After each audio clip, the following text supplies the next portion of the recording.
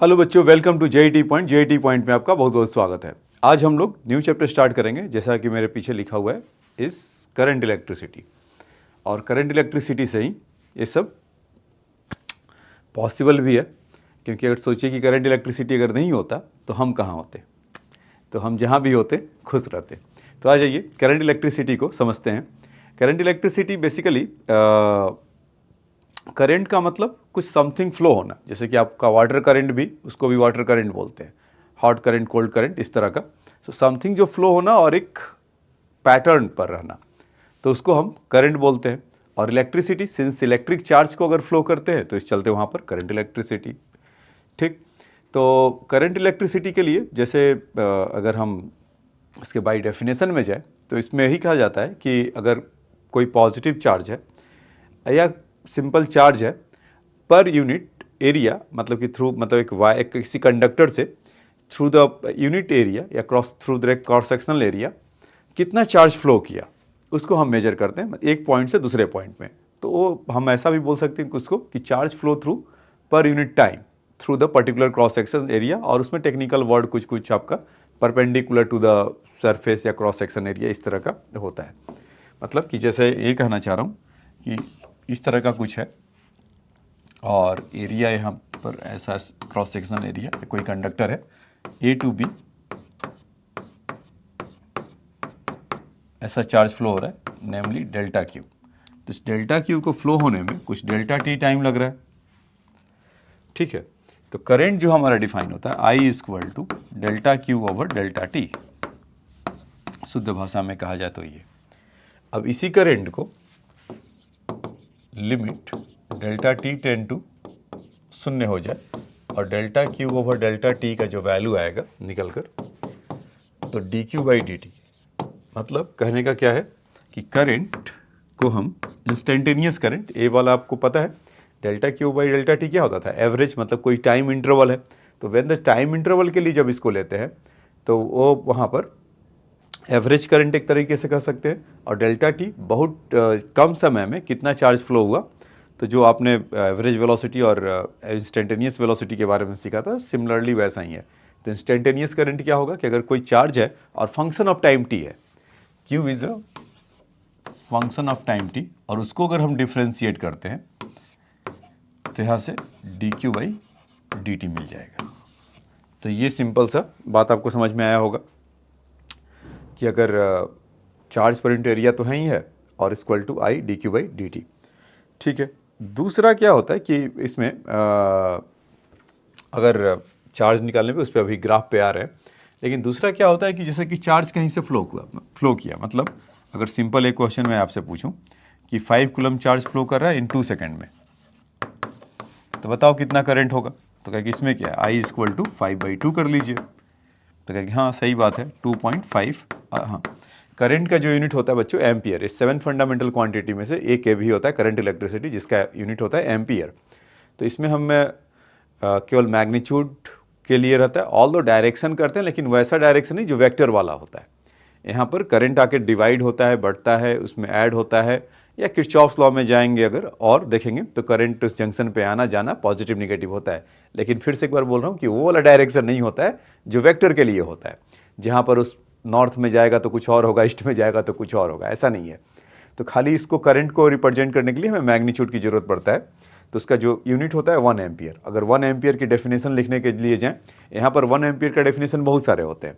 तो इस पर्टिकुलर में इसलिए बहुत सारे बोले कि जैसे P इक्वल टू वी आई में भी जा सकते हैं, या अगर मैग्नेटिक फील्ड का कोई किसी ने पढ़ रखा हो तो वहाँ पर 2 पैरेलल प्लेट के पैरेलल अगर वायर है तो उस पर कुछ फोर्स लगता है, समथिंग। तो अभी एक एक करके उसको काउंट करते जाएंगे। अभी जो 1 एम्पियर का जो डेफिनेशन निकल कर आएगा, तो आपके हिसाब से क्या होना चाहिए, 1 ampere equal to 1 coulomb upon 1 second, यही ना।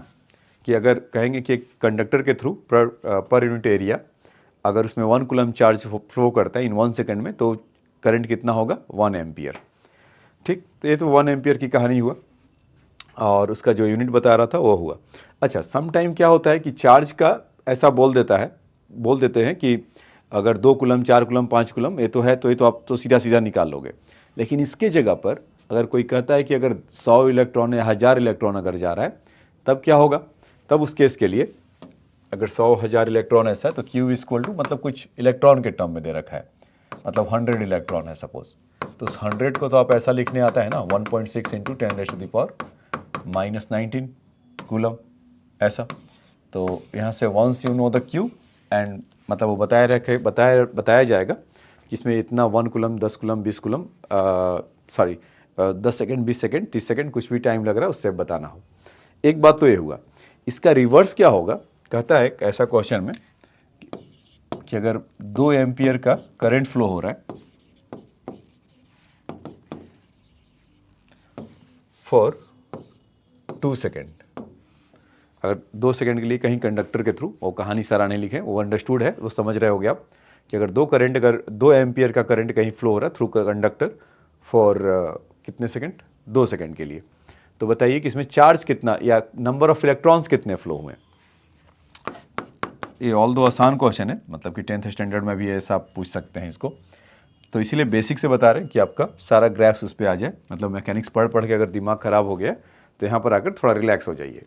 Find the number of electron will flow. तो यहाँ से सबसे पहले करंट आई निकाल लें, तो 2/2 तो कितना हो जाएगा 1 एम्पियर। अच्छा 1 एम्पियर तो गिवन ही है,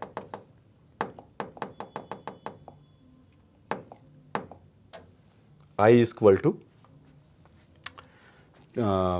2 एम्पियर गिवन है और Q/T ऐसा लेते हैं, तो Q इक्वल टू कितना हो जाएगा IT, तो IT 2 एम्पियर टाइम T तो कितना आ जाएगा 4 कूलम। और आपको पता है कि 1 कूलम में कितने इलेक्ट्रॉन होते हैं, नहीं पता तो उसको देख लीजिए कि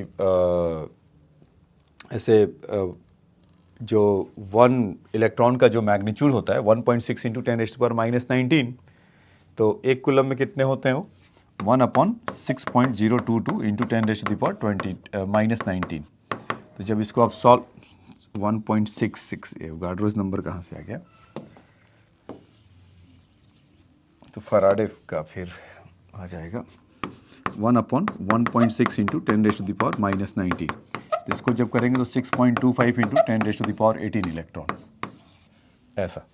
तो 1 कूलम में 6.25 इंटू 10⁻18 इलेक्ट्रॉन होगा, तो 4 कूलम में कितना हो जाएगा, तो total number of electron is equal to 6.25 into 10⁻18 into 4, तो 6 इंटू 4 करेंगे और यहाँ से 1 to 25, तो 2.5 इंटू 10⁻19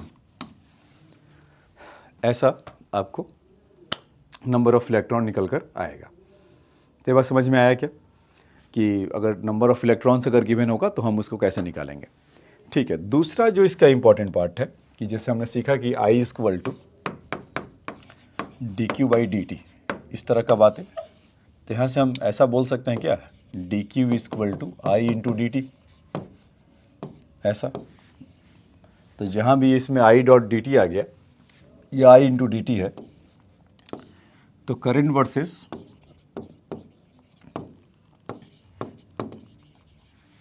टाइम का अगर ग्राफ अगर होगा तो उसका एरिया क्या देगा, चार्ज। ये बात याद रखेंगे, ये आपको चार्ज मिलेगा। तो I/dt और उसका क्लोज इंटीग्रेशन, या जहाँ से कहीं से किसी एक पॉइंट से पूछ रहा है तो उसका निकल कर आ जाएगा। ठीक है, तो ये तो कहानी था इसका I इक्वल टू dQ/dt। तो पहले छोटे छोटे 3-4 जो कॉन्सेप्ट है वो सब बता देता हूँ, मतलब I इक्वल टू NE/VD तक बता देता हूँ। तो आज इसी पे कन्फाइंड करेंगे अपने आप को और फिर उसके आगे धीरे धीरे बताएंगे। तो AI इक्वल टू dQ/dt के लिए था। हाँ, इसमें एक चीज़ और बोलते हैं कि जैसे कोई वायर है तो इसमें कन्वेंशनल करंट जो होता है, तो इसमें ये मानते हैं कि जो पॉजिटिव चार्ज अगर फ्लो करता है, मतलब अब करंट हमने ही देखा ना कि करंट कैसे फ्लो करेगा, कोई चार्ज अगर फ्लो होगा in through their conductor through unit area और कितने टाइम इंटरवल में हो रहा है, तो वो चीज़ उसमें मायने रखता है।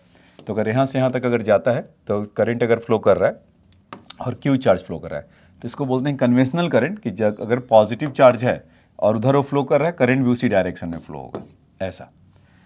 दूसरा क्या होता है, इलेक्ट्रिकल करंट, तो इलेक्ट्रिकल करंट जैसा हम जानते हैं, पहले मानते थे लोग, अभी क्या मानते हैं कि जब करंट जिधर जाता है इलेक्ट्रॉन उसके अपोजिट डायरेक्शन में फ्लो करता है। तो अगर करंट का या इलेक्ट्रॉन का डायरेक्शन ऐसा है तो करंट का डायरेक्शन किधर हो जाएगा, ठीक उसका रिवर्स आई। या करंट ऐसा है तो इलेक्ट्रॉन वैसा है, जैसा भी आपको समझना है। तो अगर पॉजिटिव चार्ज इधर फ्लो कर रहा है उधर ही हमारा करंट फ्लो करता है आई, और जिधर इलेक्ट्रॉन जाता है तो उसके अपोजिट करंट जाता है। तो ये दो तरह का इलेक्ट्रिक करंट इसको बोलते हैं और इसको कन्वेंशनल करंट बोलते हैं।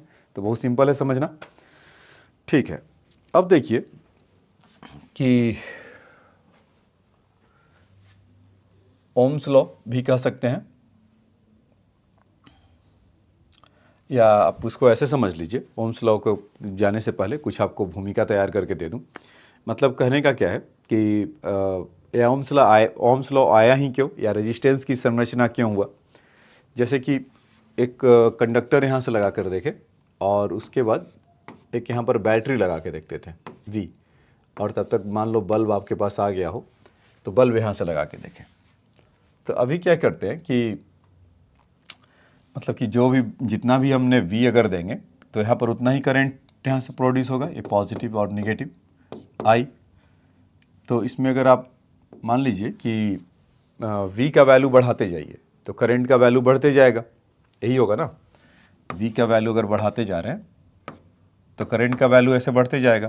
तो थोड़ी देर के बाद एक यहाँ से V = IR जैसा कुछ होगा, मतलब जब इसको प्रोपोर्शनल को हटाएंगे तो एक कांस्टेंट आता है। तो बेसिकली ओम्स लॉ आपका ही है। अभी आगे और देखेंगे कि वेक्टर के फॉर्म में हुआ, लेकिन इसमें भी अभी और ट्विस्ट है कि जैसे यहाँ पर जो वायर लगा हुआ था जिससे वो कनेक्टिंग था, तो सपोज किसी दिन किसी ने गोल्ड का वायर लगा के चेक किया तो कुछ करंट आया, नोटिस किया। फिर कॉपर का लगा कर देखा तो कुछ और आया, फिर सिल्वर का लगाया या प्लेटिनम का लगाया तो डिफरेंट वायर्स के लिए डिफरेंट करंट का मैग्नीट्यूड आया। तो साइंटिस्ट ने कहा कि ये क्या मामला है। तो उनको समझ में आया कि अच्छा, कि वायर भी मतलब किस तरह का हम वायर यूज़ कर रहे हैं, तो हर वायर का अपना अपना एक करेक्ट मेटेरियलिस्टिक नेचर का कुछ इसमें है। तो रेजिस्टेंस के बारे में जो कहा गया यहाँ से, तो मतलब जो प्रोपोर्शनल जो आ रहा था, मतलब आई का वैल्यू अगर हम सेम वोल्टेज, एक तो था कि भाई आप वोल्टेज को बढ़ाओ घटाओ, मतलब कि उसी हिसाब से करंट घटेगा बढ़ेगा। दूसरा ये देखा कि अगर वायर को अगर हम चेंज करके देखते हैं, जैसे मैंने अभी बोला कि सिल्वर का लेते हैं, गोल्ड का लेते हैं, कॉपर का लेते हैं, प्लेटिनम का लेते हैं, तो आई का भी मैग्नीट्यूड बदल रहा था। तो इसका मतलब ये समझ में आया कि एक इसमें कुछ रेजिस्टेंस टाइप का है। मतलब रेजिस्टेंस तो क्या होता है, जो मतलब इसमें जाते हैं, जो करंट इसमें से जा रहा है, तो करंट बेसिकली हम तो ये मान रहे हैं कि करंट एक चार्ज का फ्लो है, तो बेसिकली चार्ज फ्लो किया होगा। तो जब वहाँ पर यहाँ पर पोटेंशियल डिफरेंस अगर हम देते हैं, जैसे मान लीजिए पॉजिटिव है निगेटिव है, तो पोटेंशियल डिफरेंस ही हुआ, तो इलेक्ट्रिक फील्ड इस डायरेक्शन में होगा, तो इलेक्ट्रॉन किधर मूव करेगा, इस डायरेक्शन में, यही होगा ना। अभी इसमें अगर देखा जाए तो इलेक्ट्रॉन क्या होता है कि जब वो उसको जाना चाहते हैं तो जो एटम के जो फ्री इलेक्ट्रॉन है, या जो एटम से या इलेक्ट्रॉन के बीच में कोलिजन होता है और उसको जाने से रोकता है। So that is the resistance, और वो मटेरियल टू मटेरियल आपका वैरी करता है। तो रेजिस्टेंस के बारे में देखा गया R = ρL/A। तो एक रो को रेजिस्टिविटी बोलते हैं,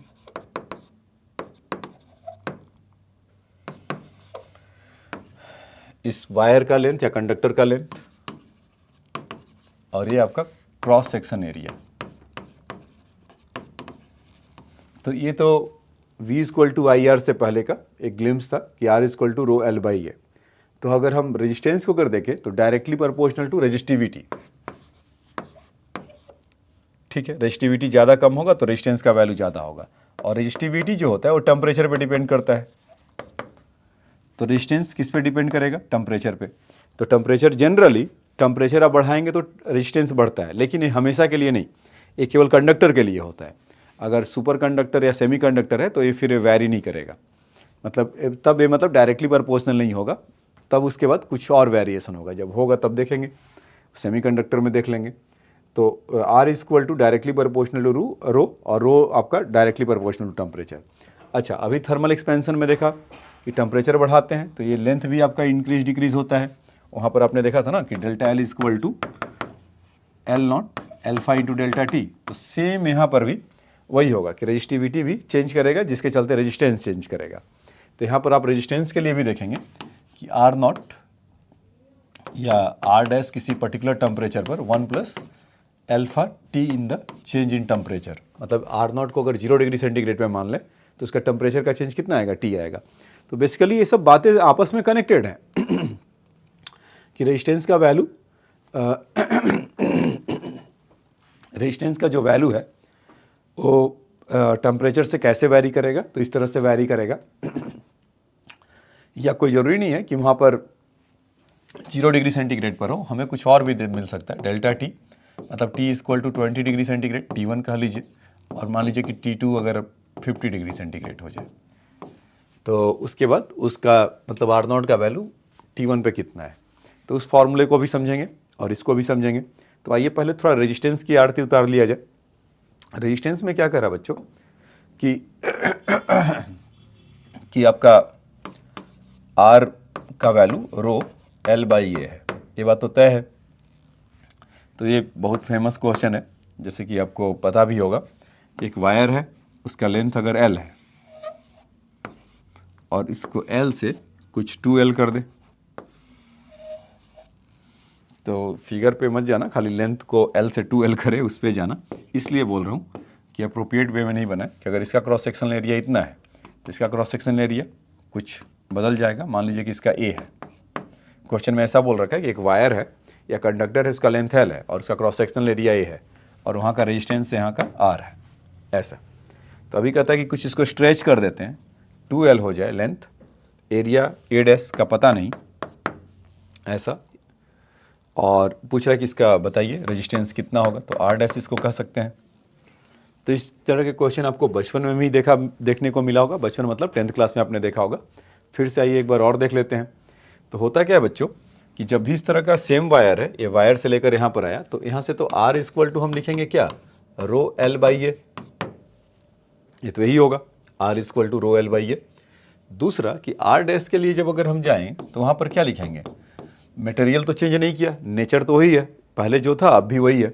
तो रो लेंथ अब कितना हो गया 2L और इसका एरिया कितना हो जाएगा A डैश, ऐसा। एक once you know the A dash, बाकी चीज़ हमारा काम में आ जाएगा। तो यहाँ पर क्या होता है कि कैसे निकालते हैं इसका, कि वॉल्यूम कांस्टेंट होगा, volume will be constant.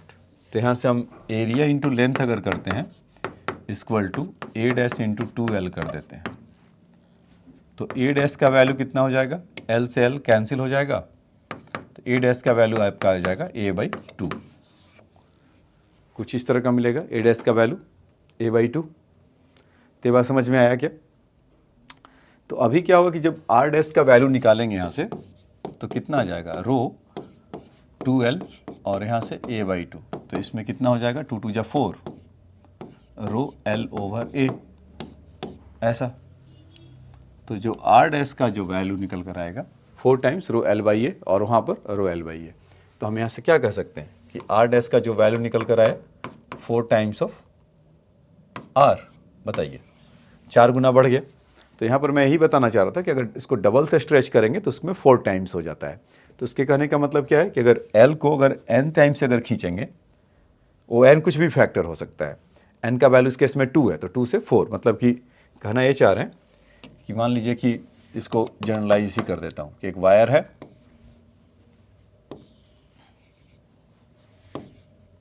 Length L है, क्रॉस सेक्शन एरिया A है, तो उस समय का रेजिस्टेंस कुछ R0 मान लीजिए। अभी वो खींचकर कुछ इतना तो नहीं रहेगा, मतलब खींचने के बाद क्रॉस सेक्शन एरिया छोटा हो जाएगा, बस दिखे इसलिए बड़ा बना रहा हूँ। तो उसमें n टाइम्स ऑफ L कर देते हैं, तो इस समय R का वैल्यू कितना हो जाएगा, R डैश। तो आपको पता चलेगा कि n स्क्वायर इंटू R0, मतलब जितना भी हो रहा है n का वैल्यू कोई जरूरी नहीं कि हमेशा 2 3 4 हो, अगर हाफ भी हो तो ऐसा मिल जाएगा। वो अभी मैं सब करके दिखा देता हूँ। देखिए पहले R0 का जो वैल्यू है वहाँ से कितना मिल जाएगा, रो L/A, क्रॉस सेक्शन एरिया अगर A है, लेंथ L है। R डैश का वैल्यू कितना हो जाएगा यहाँ से, n या रो n टाइम्स ऑफ L, और एरिया जितने टाइम, देखो अगर डबल अगर करेंगे तो A/2 होगा, अगर ट्रिपल उसका लेंथ करेंगे तो एरिया A/3 हो जाएगा। वॉल्यूम वाले को इक्वेट कर लीजिए, यहाँ से अगर वॉल्यूम को इक्वेट करेंगे तो यहाँ से कितना मिल जाएगा, area into L equal to A dash into N times into L. तो जब इसको आप देखेंगे यहाँ से ए डैश का वैल्यू कितना आ जाएगा, एल से एल कैंसिल होगा तो ए बाई एन आ जाएगा क्या। तो यहाँ से जितने टाइम से होगा तो ए बाई एन हो जाएगा। तो यहाँ से हम बोल सकते हैं ना कि ए बाई एन।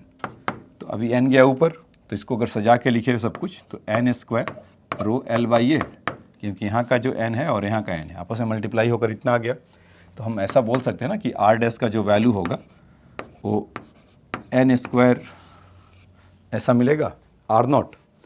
तो अब देखिए कि एन का वैल्यू अगर डबल होगा तो कितना गया, 4r नॉट हो गया। एन का वैल्यू अगर 3 टाइम्स मतलब कि 3 टाइम्स उसको बढ़ाता है तो इसका वैल्यू कितना आ जाएगा, 9, 6, 7 जितना भी आपको करना है स्क्वायर होगा। हाँ, एक ये भी फिर आएगा कि सपोज़ कि एल का वैल्यू या एन का वैल्यू 1/2 कर दे। मतलब इसका मतलब ये हुआ कि अगर वायर का लेंथ एल है और उसको आधा कर दे, l/2 कर दे, तो इस समय आर डैश का वैल्यू कितना हो जाएगा। तो एन का वैल्यू हाफ है तो आर डैश का वैल्यू कितना आ जाएगा, 1/4 इंटू आर नॉट। तो समझ में आया। तो एन का वैल्यू 1/2 होगा या एन का वैल्यू 1/3 होगा।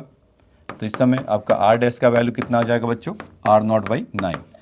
तो मेरे ख्याल से आपको ये समझा दिया हूँ तो आपका दिन ठीक रहा। तो मेंस में भी ऐसा एक क्वेश्चन आपको आसानी से मिल जाएगा।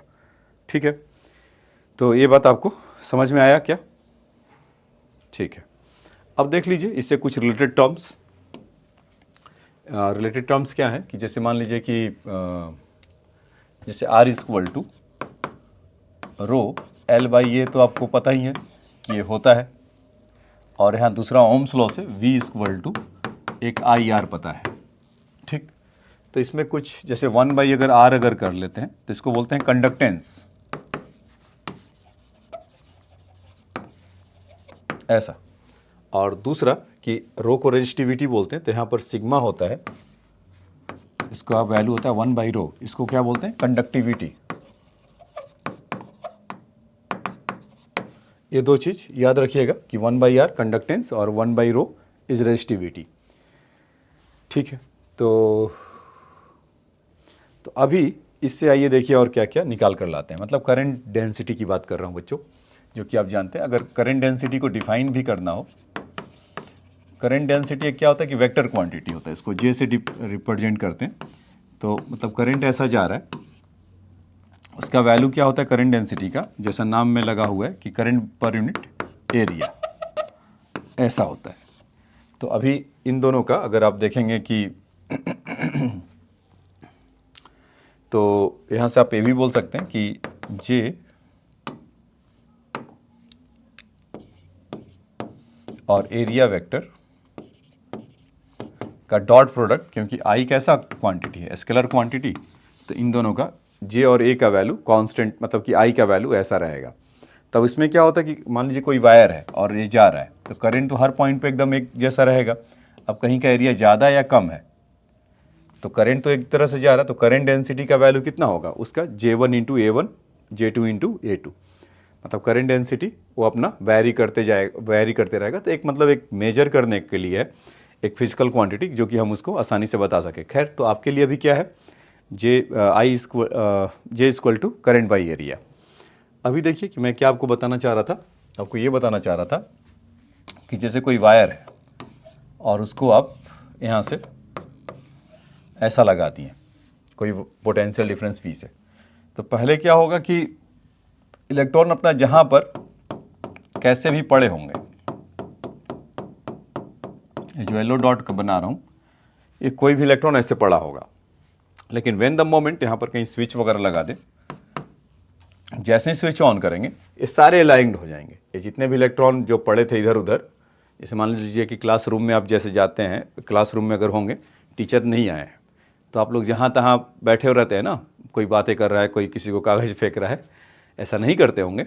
लेकिन अगर ऐसा 1% भी अगर करते हो तो मतलब स्कैटर्ड रहते हैं। जैसे he when the moment teacher के इंटर इन द क्लासरूम, तो सारे बच्चे एकदम डिसिप्लिन खड़े होकर यस सर, गुड मॉर्निंग या वगैरह वगैरह, जो मतलब कि पहले से वो ऑर्डर्ड में हो जाते हैं। सेम टाइम यहाँ पर है, तो इसका क्लास टीचर कौन है, पोटेंशियल डिफरेंस। इलेक्ट्रॉन जैसे आए तो इसमें क्या हुआ कि पॉजिटिव निगेटिव है, तो यहाँ से इलेक्ट्रिक फील्ड ऐसा क्रिएट करेगा, तो इलेक्ट्रॉन जितने भी हैं सारे अलाइंड हो जाएंगे कुछ इस ऑर्डर में। इस तरह का ऐसा कुछ सीन वहाँ पर बनेगा और अलाइंड हो जाएंगे। फिर बात की कहानी देखिए। तो अभी क्या था कि दो चीज़ें हमने देखा था कि R equal to rho L by A, ठीक, और दूसरा कि V equal to I R. तो V, अच्छा एक चीज़ यहाँ पर ये है कि मान लीजिए कि इस वायर का लेंथ L है यहाँ से यहाँ तक, या कंडक्टर को जो बता रहे हैं, तो यहाँ से हम V इक्वल टू जो भी इलेक्ट्रिक फील्ड यहाँ से क्रिएट हो रहा था V equal to E D, ये तो हम जानते हैं ना, या और इस केस में V equal to E times of L, ऐसा ले सकते हैं।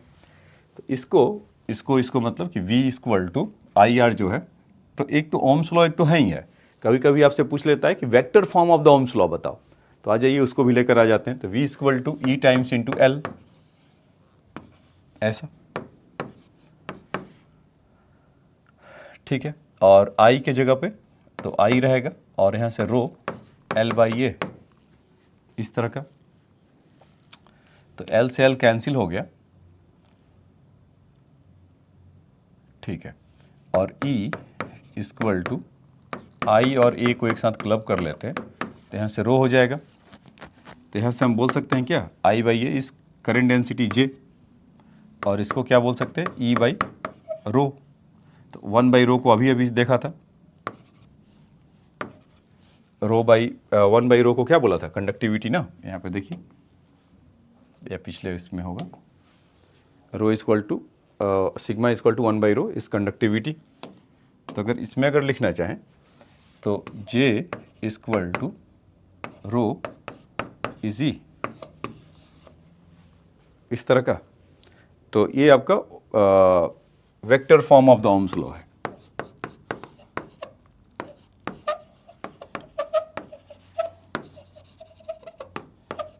ओम्स लॉ, तो इसको याद रखिएगा, vector forms of the Ohm's law, ठीक है बच्चों। तो ये आपका कहानी था J equal to rho E के लिए। अब और आ जाइए, ओम्स लॉ को और अच्छे से समझते हैं कि और क्या हुआ वगैरह वगैरह। जैसे कि वाला अभी जो बनाया था वायर, इसी पिक्चर को ले लेते हैं कि यहाँ का क्रॉस सेक्शन एरिया सपोज ए है, और इलेक्ट्रॉन बेचारे सभी एकदम लाइन लगा के ऐसे बैठे हुए हैं।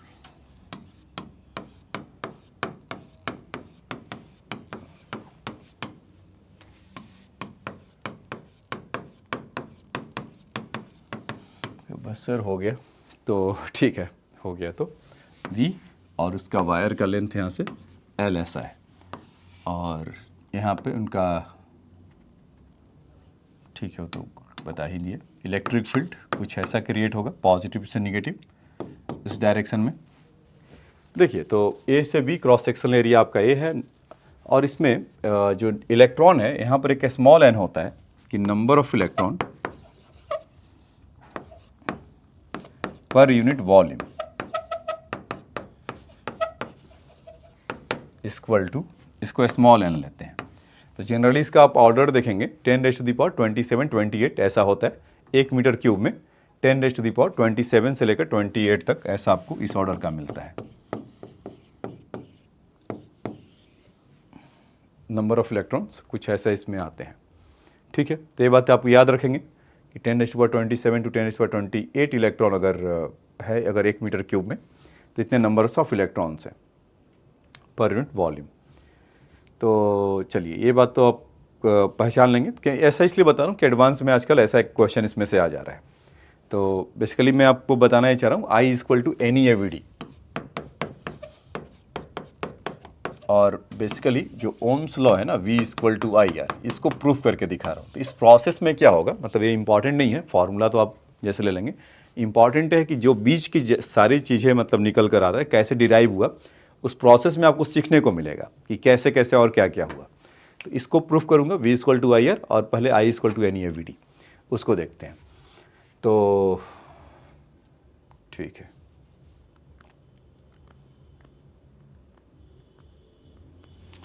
देखिए जैसा मैं आपको बोला था कि ड्रिफ्टिंग समझते हैं, आपको पीछे के जाकर लेक्चर देखिए जहाँ पर स्विमिंग वगैरह होता है।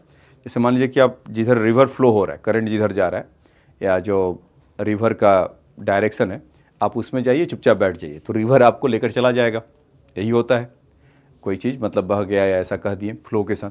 दूसरा कि आप रिवर के अगेंस्ट जाना चाह रहे हैं, मतलब कुछ क्रांतिकारी काम करना चाह रहे हैं, तो क्या होगा, आप खूब सारा मतलब रिवर अगर फ्लो कर रहा है 3 मीटर पर सेकंड से और आप 5 मीटर पर सेकंड से जा रहे हैं, तो एक्चुअल में 2 मीटर पर सेकंड है, आप जोर तो खूब लगा रहे हैं लेकिन आप ड्रिफ्ट करके आपको पीछे कर दे रहा है। तो वही काम यहाँ पर हो रहा है कि करंट ऐसे जा रहा है, इलेक्ट्रॉन को उसके अपोजिट डायरेक्शन में होने लग रहा है, ड्रिफ्टिंग मतलब एक तरीके से कर रहा है। तो जाना तो चाह रहा है इलेक्ट्रॉन ऐसा, लेकिन करंट उसको पुश करके उधर भेज रहा है, तो उस समय का सर्टेन वेलोसिटी इज ड्रिफ्टिंग। तो एल का जो वैल्यू होगा वहाँ से, यहाँ से हम ऐसा बोल सकते हैं क्या, ड्रिफ्ट मतलब अगर एल कोई यहाँ से इस एंड पे पहुँच रहा हो तो we T into delta T, यही होगा एल का वैल्यू। ठीक है, अच्छा अभी इसको जो स्मॉल एन को बोला था कि number of electron per unit volume होता है, तो एक्चुअल में नंबर ऑफ इलेक्ट्रॉन कितना होगा, सपोज यहाँ से लेट कर लेते हैं कि N is a number of electron per unit volume है, तो नंबर ऑफ इलेक्ट्रॉन एक्चुअल में कितना होगा, स्मॉल एन इंटू वॉल्यूम करेंगे, यही ना।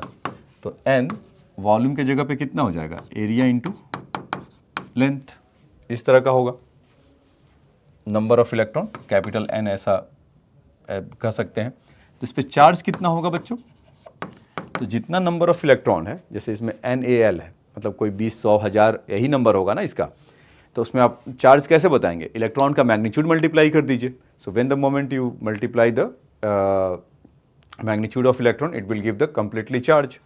तो what will happen, NaL into E, is it. So charge become NeAl, ऐसा हो जाएगा। अच्छा, अब हम करंट के लिए क्या जानते थे, I इक्वल टू, बताइए, delta Q by delta T.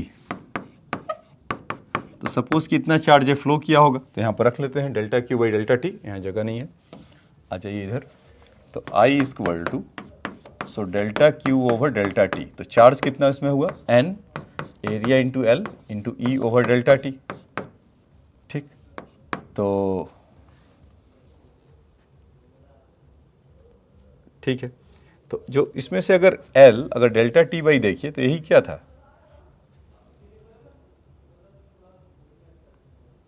Drift velocity. तो यहाँ से NE को एक साथ अगर कर लें और इसको ड्रिफ्ट वेलोसिटी कर दें, तो I इक्वल टू, तो इसी के बारे में बात कर रहा था बच्चों। तो I इक्वल टू आपका कितना मिल जाएगा, NeAVD। तो N number of electron per unit volume, electron का magnitude, A cross sectional area और VD उसका ड्रिफ्ट वेलोसिटी। तो यहाँ से क्या होगा कि I बाई A अगर करेंगे तो यहाँ से कितना आ जाएगा, NeVD, ऐसा। तो करंट डेंसिटी इक्वल टू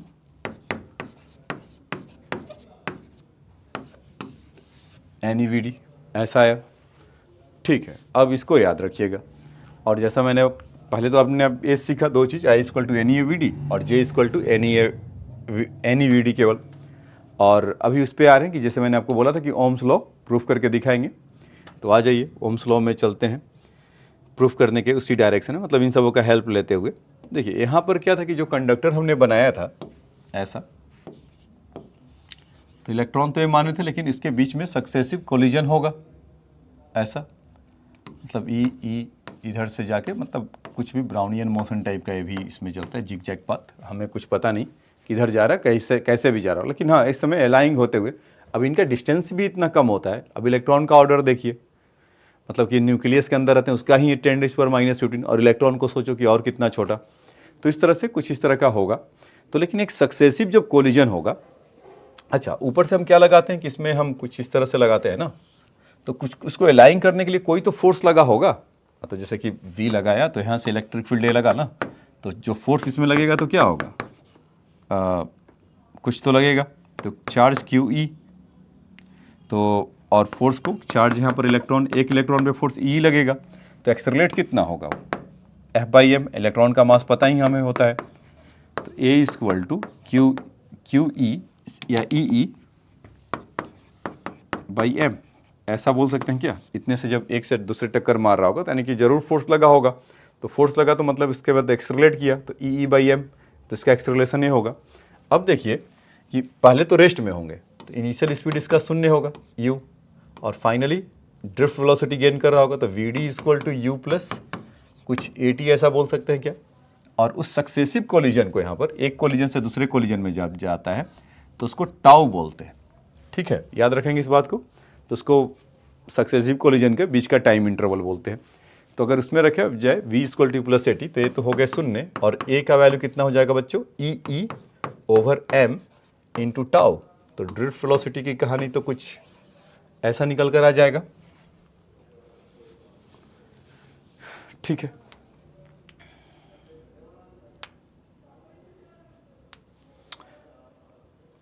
ठीक है। और I इक्वल टू अब हमारा क्या था, N E A V D.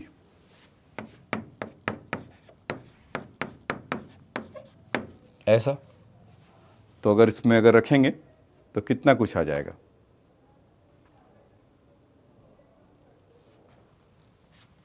I equal to N E by M into tau. ऐसा, तो उसमें N E square A E by M tau आ जाएगा क्या, आई का वैल्यू। तो आई को हम ऐसा लिख सकते हैं N E square A E by M into tau. तो ये समझ में आया, इसमें मतलब जो बोल रहा था कि वो तो अभी इसको तो लेकर आ रहा हूँ। और आई इक्वल टू हमारा क्या होता है, या इलेक्ट्रिक फील्ड को भी वहाँ से हटा सकते हैं, वी बाई आर लिख सकते हैं और फिर आर का वैल्यू या कुछ कुछ उस तरह का। तो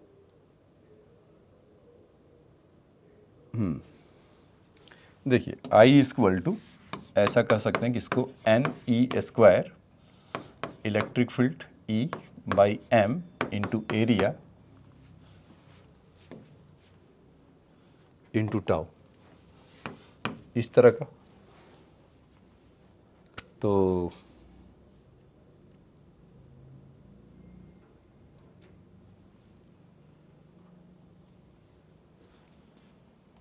हाँ ठीक है, तो इसको हम ऐसा भी लिख सकते हैं कि I equal to N E square और ई के जगह पे वी बाई एल लिख सकते हैं क्या, बिल्कुल लिखा जा सकता है, M A into tau.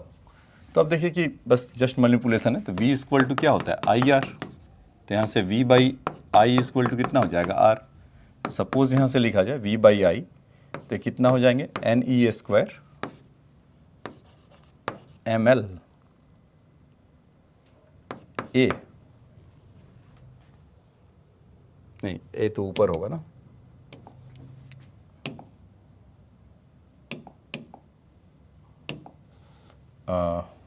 M आपका ए यहाँ पर आएगा। तो एन ई स्क्वायर मतलब हमें लाना क्या है, वी बाई आई। तो इसको इधर रखिए, वी बाई आई को ऐसा, वी बाई आई आया और एन ई स्क्वायर, तो वी बाई आई आया, तो इधर फिर कैसे आएगा ये कुछ आएगा एम एल, ये ऊपर जाएंगे और यहाँ से एन ई स्क्वायर ए। तो आप इसमें देखिए कि आपका रेजिस्टेंस का वैल्यू क्या होता था, समथिंग, अच्छा टाउ भी रह गया है, तो टाउ को भी इधर ले लेते हैं। तो बेसिकली इसको ऐसा लिख सकते हैं कि रेजिस्टेंस का जो वैल्यू है, मतलब रेजिस्टिविटी एल बाई ए, तो एल बाई ए को तो शुद्ध रूप से उधर कर दीजिए और इस कांस्टेंट सब सारा है, मास कांस्टेंट होगा, number of electron per unit volume E, charge magnitude, और टाउ सक्सेसिव कोलिजन में जो टाइम लगा टाउ। तो ऐसा हुआ क्या, तो आर इक्वल टू इस तरह का ऐसा लिख सकते हैं कुछ, तो ऐसा ही आ रहा है, उसमें आपको दिखाई पड़ रहा होगा। तो खैर V equal to I R, तो हमने यहाँ से इसको ऐसा दिखा दिया कि वो ऐसा है। अच्छा, अभी फिर हम उसको और भी कुछ कलाकारी कर सकते हैं इसके अंदर, कि इलेक्ट्रिक फील्ड और जहाँ से उसको छोड़ा था उसको आप आई बाई ए, जैसे कि ये आई बाई ए है ना, इसी चीज़ को आप रीराइट करके ऐसा भी लिख सकते हैं कि आई बाई ए ऐसा हो गया, ये वाला। तो करंट डेंसिटी हो गया, फिर उसके बाद एन ई स्क्वायर और ए अपॉन एम और टाउ एक जैसा इधर है, और इलेक्ट्रिक फील्ड आपका ये हो गया। तो आपको तो ये चीज़ भी आप देखिए एक तरह से कांस्टेंट ही है, जैसे वहाँ पर जे इक्वल टू सिग्मा ई लिखा था ना, रेजिस्टिव कंडक्टिविटी इंटू ई, तो अभी हो रहा है current density J equal to E. तो एक तरीके से ये इसका डिडक्शन ऑफ आपका क्या कहते हैं ओम्स लॉ है, V equal to I R. कैसे लेकर आए, तो इस तरह से इसको ऐसा लेकर आए। तो ये बात समझ में आया क्या? तो अभी तक देखिए मैं आपको समराइज़ कर दे रहा हूँ कि बताया क्या क्या। आपको ये बताया गया कि I equal to D Q by D T या Q बाई टी, जैसा उसको आप समझ लीजिए। दूसरा V equal to I R, और वहाँ से लीड करते हुए R equal to rho L by L. तीसरा कि इसके अंदर I equal to N E A V D, ये आपको ये बताया गया। और फिर इसका इन दोनों में रिलेशन देखकर बताया गया कि और क्या होगा। और current density I by A equal to N E V D J equal to. तो मोटे तौर पे ये सब चीज़ें बताया गया। तो आज का हमारा जितना भी अब इसके बाद जो क्वेश्चन सेशन होगा या जो क्वेश्चन हम लोग करेंगे, इसी पर ऐसा बेस्ड होगा। ठीक है बच्चों, तो आ जाइए बिना देर करे स्टार्ट कर लेते हैं। एक ऐसा क्वेश्चन है, कह रहा कि voltage of 30 volt, voltage of 30 volt applied across the color code of the carbon resistor with the first and second and third ring is the blue, black and yellow color. What is the current in the flowing through the resistors? तो इसको तो जाने दीजिए, इसमें कुछ हो दम नहीं है। दूसरा देखते हैं, एक potential difference of the 10 volt applied across the conductor of the resistance 1 kilo ohm, find a number of electrons flowing through the conductor in the 5 minute. तो अभी 10 वोल्ट का पोटेंशियल डिफरेंस है और रेजिस्टेंस इसका कितना है बच्चों, 1000 ओम। तो 1000 ओम R इक्वल टू, ये विजिबल है ना, चलिए दिख तो रहा है, काम का चेंज करना पड़ेगा इसका। 1000 ओम ऐसा है, और V equal to I R, Ohm's law से ही जानते हैं। तो I इक्वल टू कितना हो जाएगा, V बाई आर। तो V कितना है बच्चों, 10 वोल्ट, और रेजिस्टेंस कितना है 1000। तो करंट कितना आ जाएगा 0.01 एम्पियर। अब इसके बाद देखिए कि V equal to I R है, तो यहाँ से हमें क्या पूछा है, नंबर ऑफ इलेक्ट्रॉन कितना होता है। तो I इक्वल टू कितना होता है, D Q by D T या Q बाई टी। तो यहाँ से हम I इक्वल टू या Q equal to I T, और नंबर ऑफ इलेक्ट्रॉन्स अगर मांग रहा है तो उसको जितने भी आई टी आया, जितना कूलम ही होगा क्योंकि एम के सिस्टम है, तो इसमें मल्टीप्लाई विथ 6.25 इंटू 10⁻18। ये ऐसा क्यों हुआ, ये इसलिए ऐसा हुआ कि अभी आपको बताया था आगे कि एक कूलम में कितने नंबर ऑफ इलेक्ट्रॉन्स होते हैं, तो 6.25 इंटू 10⁻18 होते हैं। तो करंट आई का वैल्यू कितना आ जाएगा 0.01, टाइम कितना है 5 मिनट, 5 मिनट का मतलब 300 इंटू 6.25 इंटू 10⁻18 ऐसा। तो ये 2 जीरो यहाँ से ये उड़ गया, और 6.25 इंटू 3 करेंगे तो 18.75। तो यहाँ से आ जाएगा 1.875 इंटू 10⁻19 इलेक्ट्रॉन। तो 5 मिनट में कितना इलेक्ट्रॉन फ्लो करेगा, तो कुछ इतना इलेक्ट्रॉन फ्लो करेगा। तो ये बात समझ में आया, सिंपल था, तो आसानी से आप इसको देख सकते हैं। चलिए अब आ जाइए नेक्स्ट क्वेश्चन में चलते हैं। What is the length of the copper wire, cross section area is 0.01 metre square, would be the required to obtain the resistance 1000, 1 kilo ohm होना चाहिए था। Resistivity of the copper is that much. तो resistivity of the copper rho equal to 1.7 into 10⁻⁻8 ohm metre है। So what is the length, तो R equal to rho L by A. तो length equal to कितना हो जाएगा R ए over रो। तो resistance 1000, area 0.01 millimetre square, तो 10⁻⁻6 upon resistivity 1.7 into 10⁻⁻8। तो जब इसको करेंगे तो -8 5, तो 10⁻⁻ -5 और 8 करेंगे तो 10⁻³ तो 10/17 तो 0.6 के ऑलमोस्ट उतना होगा इंटू 10⁻³ इतना मीटर इसका होगा। तो कुछ कहा जाए तो 60 मीटर के आसपास यहाँ निकल कर आएगा। समझ में आया? ठीक है। नेक्स्ट देखिए क्या कर रहा है। Metal wire of specific resistance 64 into 10⁻² metre and length 1.9 metre has a resistance 7 ohm. Find its radius. तो रेजिस्टेंस कितना है बच्चों अभी? 6 पॉइंट स्पेसिफिक रेजिस्टेंस ऐसा बोल रखा है, has a resistance 7 ohm. Find its radius. तो ठीक है, ऐसा कर लेते हैं कि R equal to specific resistance resistivity को ही बोलते हैं, तो ρL/A। तो यहाँ से πr² होगा, इसको इधर भेज दें। रो का वैल्यू गिवन ही है 64 इंटू 10⁻², लेंथ 1.98 अपॉन रेजिस्टेंस का वैल्यू 7। तो यहाँ से 22/7 इसको लिख लिया जाए। 7 से 7 इसीलिए वो दिया था कि कैंसिल हो जाए आसानी से। और 11 2 जब और 11 से इसको कट करेंगे तो 1.8 ऐसा जाएगा और 2 64। अच्छा, उसी को कट कर देते हैं 0.9। तो सोच समझ के दिया। तो R का value 64,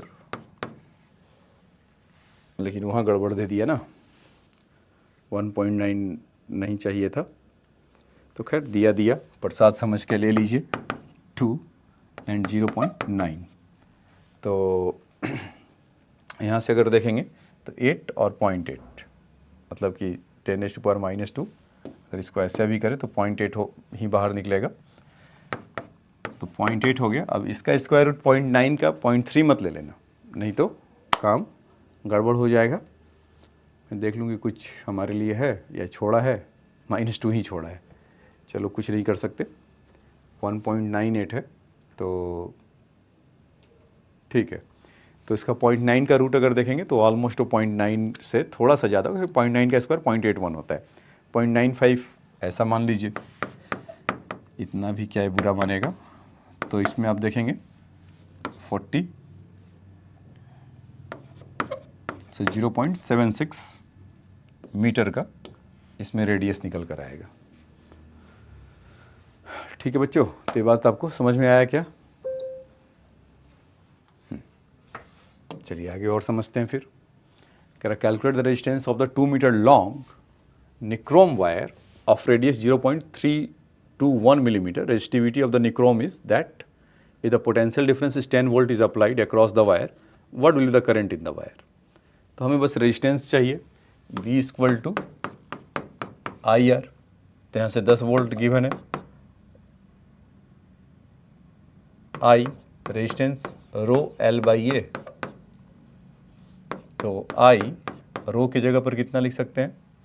15 into 10⁻⁻6, length 2 metre, cross sectional area, radius है 5 पाई R²। सो 0.321, तो 0.3 का स्क्वायर करेंगे तो कुछ 0.09 आ जाएगा। 0.09 या 0.01 ऐसा कह लीजिए, वो राउंड ऑफ होकर। नहीं, 0.09 है तो 0.1, हाँ सही सोच रहा था। 0.1 से काम चला लेते हैं इसका, और इंटू 10⁻⁻6, तो -6 कैंसिल हो गए। तो जो I का वैल्यू आएगा बच्चों, देखिए यहाँ से 10 ऐसे साथ में चल रहा था, तो 0 को 15 2 जा, ये 3 और दे देगा। तो I का जो वैल्यू आएगा पाई टाइम्स 0.1 अपॉन 3, तो 3.314, तो 1.2 0.12 एम्पियर ऐसा निकल कर आएगा क्या? तो कैलकुलेशन था, तो इसमें कैसे आपको मैंने मतलब कि फटाफट करके देखना है, तो इस तरह से ऐसा देखना है। कह रहा कि electron beam of has an aperture of 1 metre square, total 6 × 16 electron flow through the any perpendicular cross section per second, calculate the current and the current density of the electron beam. तो देखिए total number of electron कितना है, 6 × 10⁻16, तो उसमें charge कितना हो जाएगा, 6 × 10⁻16 into 1.6 × 10⁻−19, तो 16 6 या 9.6 × 10⁻−3 कूलम ऐसा पर सेकेंड, एक सेकेंड में ऐसा हो रहा है। तो करंट आई इक्वल टू कितना आ जाएगा, 9.6 × 10⁻−3/1, तो करंट आ गया आपका 9.6 × 10⁻−3 एम्पियर ऐसा। तो इस तरह का कुछ करंट आपको निकल कर आ जाएगा। अब उसने पूछा करंट डेंसिटी, तो करंट डेंसिटी क्या होता था बच्चों, J = I/A ampere metre square, तो 9.6 × 10⁻³ डिवाइडेड बाई 1 मिलीमीटर स्क्वायर, तो 1 × 10⁻6, तो कितना आ जाएगा 9.6 × 10⁻³ एम्पियर मीटर स्क्वायर। तो ये निकल कर ऐसा आएगा करंट डेंसिटी। ठीक, तो दोनों का पार्ट का निकल गया, करंट एंड करंट डेंसिटी। चलिए अब आते हैं नेक्स्ट क्वेश्चन पे। ये क्या करें, calculate the electric field in a copper wire of the cross sectional area 2 millimetre square carrying a current 1 ampere, the resistivity of the copper is this. So calculate the electric field, cross sectional area उनका इतना है, carrying a current 1 ampere है, और resistivity of the copper, तो अभी हम जानते थे कि J = क्या था, sigma into electric field, sorry, तो सिग्मा कंडक्टिविटी इक्वल टू 1/रेजिस्टिविटी, तो सिग्मा इक्वल टू कितना हो जाएंगे, रेजिस्टिविटी दे रखा है 1.7 × 10⁻⁻8 कॉपर का, तो ये मीटर नहीं ओम मीटर, देखो यहाँ भी गलत लिखा है। तो रेजिस्टिविटी का यूनिट का हमेशा हम ध्यान रखेंगे, भले उनकी बात है कि वो अपना करते हैं क्या करते हैं, लेकिन हम अपने उसमें फंडामेंटली गुड रहेंगे। तो यहाँ से कितना जाएगा, ओम मीटर -1 इस तरह का। तो उसमें जो हमें क्या निकालना है, कैलकुलेट द इलेक्ट्रिक फील्ड, तो इलेक्ट्रिक फील्ड का वैल्यू देख लीजिए। तो यहाँ से E = J ओवर 1/σ, तो 1/σ इज रो इज J ऐसा। तो रो रेजिस्टिविटी कितना हो गिवन है 1.7, मतलब कि ये वैसा भी कर सकते थे, ऐसा भी कर सकते हैं। तो 1.7 × 10⁻⁻8, और current density current by area, तो एरिया करंट कितना है 1 एम्पियर, एरिया कितना है इनका 2 मिलीमीटर स्क्वायर, तो 2 मिलीमीटर स्क्वायर का मतलब 10⁻⁻6, तो -6 और 10⁻⁻8 करंट बाई एरिया, तो एरिया तो नीचे लिख रहा हूँ, फिर आई स्क्वायर ना, ये चीज़ I1 एम्पियर है ऐसे। तो यहाँ से 1.7 का जो वैल्यू लिखेंगे तो 0.85 आ जाएगा इंटू 10⁻⁻²। तो जो इलेक्ट्रिक फील्ड था यहाँ से, इसका कितना हो जाएगा बच्चों, वोल्ट मीटर या न्यूटन पर कूलम, जो भी आप उसको लिखना चाहते हैं, 8.5 × 10⁻³ वोल्ट पर मीटर। तो ये आपको मिलकर आ जाएगा E = 8.5 × 10⁻³ वोल्ट पर मीटर। ठीक है, चलिए नेक्स्ट देखते हैं। A given copper wire is stretched to the reduced to diameter to half of its previous value. What would be the new resistance? हाँ, ये देखो मिला, कह रहा कि given copper wire is stretched to reduce to its diameter, उसका diameter आधा हो जा रहा है, मतलब रेडियस एक तरीके से आधा हो जा रहा है। तो एक वायर है, इसका लेंथ L है, तो इसका रेडियस मान लीजिए R है। तो अभी उसको क्या कर रहा है कि रेडियस को R से R/2 हो गया है, और छोटा,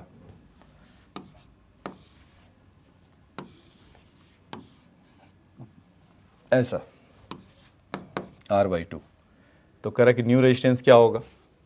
तो मान लेते हैं कि R0 का जो वैल्यू होगा, रेजिस्टिविटी रो L ले लेते हैं उसका लेंथ, और एरिया की जगह पे पाई R²। ऐसा R डैश के लिए अगर देखते हैं,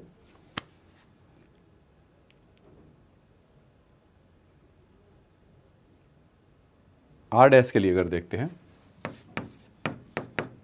तो रो L अगर वो half of its previous value, तो इसमें देखो बच्चों, इसमें क्या है कि हम ऐसा भी कर सकते हैं कि अगर माने कि लेंथ को तो कुछ स्ट्रेच किया होगा तभी वो R हुआ होगा, तो उसको लेकर आए। तो कभी कभी क्वेश्चन में जैसे उनका मानना ये रहता है कि हमने लेंथ के साथ कुछ नहीं किया, जब तक लेंथ के बारे में नहीं बोला जाएगा तब तक हम नहीं करेंगे। तो अभी क्या होगा कि पाई R² है, जिसमें R/2 का होल स्क्वायर, ऐसा। हाँ, अगर वो बोलते कि सेम टाइप अगर उसका लेंथ में भी अगर हम चेंज कर रहे हैं तो वो ऐसा उसको मानेंगे, मतलब करेंगे। अभी लेंथ के बारे में नहीं बोल रहे, केवल रेडियस तो R/2 करा। ऐसे ऑल दो हम वो तो जानते हैं कि इसका वॉल्यूम निकाल सकते थे कि L into pi R² equal to L dash into pi R²/4, ये ऐसा। तो पाई R² कैंसिल होगा, तो L डैश का वैल्यू यहाँ से 4L आ जाएगा। अगर वो चाहते हैं तो वो भी निकाल सकते हैं। तो अब आंसर का वो मोड देखना पड़ेगा कि वो चाह क्या रहा है, या मतलब बोल क्या रहा है। तो ठीक है, तो ऐसा L डैश का वैल्यू 4L हो जाएगा।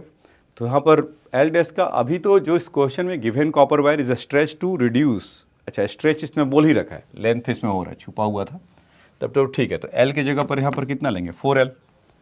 और बाकी का जैसे अगर R डैश का वैल्यू फिर से वापस अगर लिखेंगे तो रो उस 4 को बाहर लिख लीजिए और यहाँ से एक 4 और आएगा, तो 16 रो L/पाई R²। तो इतना L0 था, तो अब कितने टाइम्स बढ़ जाएगा, R dash equal to 16 R0, ऐसा।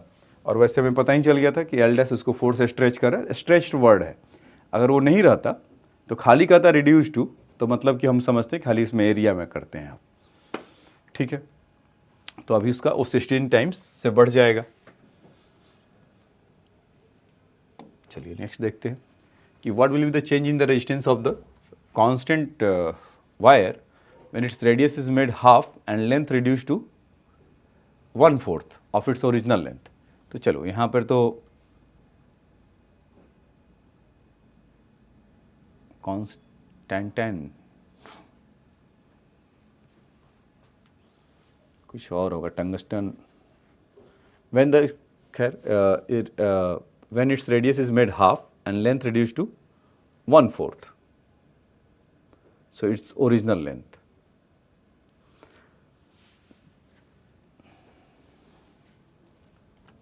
ठीक है, देखिए इसमें हम ऐसा कर सकते हैं कि रो या R equal to rho L/,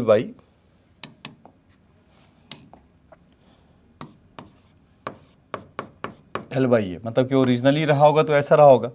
अब सिंस क्वेश्चन में ही ऐसा दे रखा है तो कुछ नहीं कर सकते।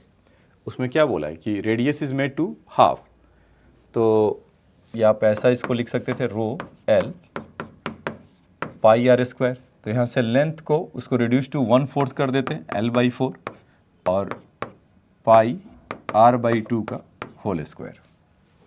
तो कितना आ जाएगा, रो L पाई R² ही आएगा क्या बच्चों, क्योंकि 1/4 और इससे कैंसिल हो जाएगा। तो यानी कि इसमें कोई चेंज नहीं होगा, R R0 के इक्वल होगा। अगर R0 इसको मानते हैं तो कहेंगे नो चेंज।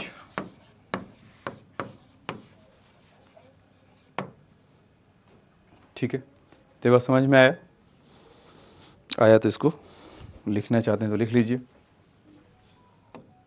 चलिए नेक्स्ट क्वेश्चन देखते हैं। Wire resistance 5 ohm is uniformly stretched until the new length is become the 4 times the original length, find the new resistance. तो इसमें तो आप हंसते हुए कह दीजिए हा इस तरह से n² into R0।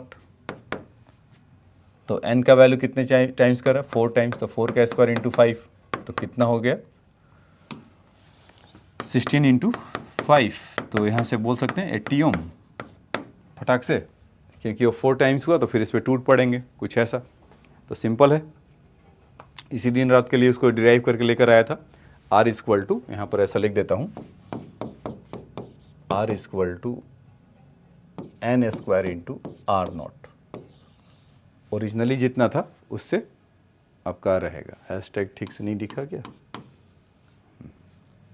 R equal to N square R not times हो जाएगा। चलिए अब आज जाते हैं नेक्स्ट क्वेश्चन में चलते हैं। कह रहा है कि metallic wire of length 1 metre is stretch to the double of its length, calculate the ratio of initial and final resistance assuming that there is no change in density of the stretching. तो calculate the ratio of the initial and final resistance, तो वो 1 metre का है और उसका double length में कर रहा है। तो इसको मान लेते हैं कि R इक्वल टू रो या R not equal to rho L by A. अब उसका डबल करता है R डैश का वैल्यू, तो कितना हो जाएगा? फाइनल रेजिस्टेंस R डैश मान लेते हैं, तो उसका डबल कर रहा है, तो हम जानते थे ना N square into R not ऐसा होगा। तो यहाँ से कितना हो जाएगा? 4R नॉट R डैश का वैल्यू। तो अभी इसका रेशियो चाहिए, calculate the ratio of the initial और फाइनल। तो R not upon R dash, तो R नॉट के जगह पे तो R नॉट लिख लीजिए और R डैश के जगह पे 4 टाइम्स ऑफ R नॉट। इन दोनों का रेशियो कितना हो जाएगा? 1:4। तो मतलब कि ओरिजिनल से वो 4 टाइम्स बढ़ जाएगा।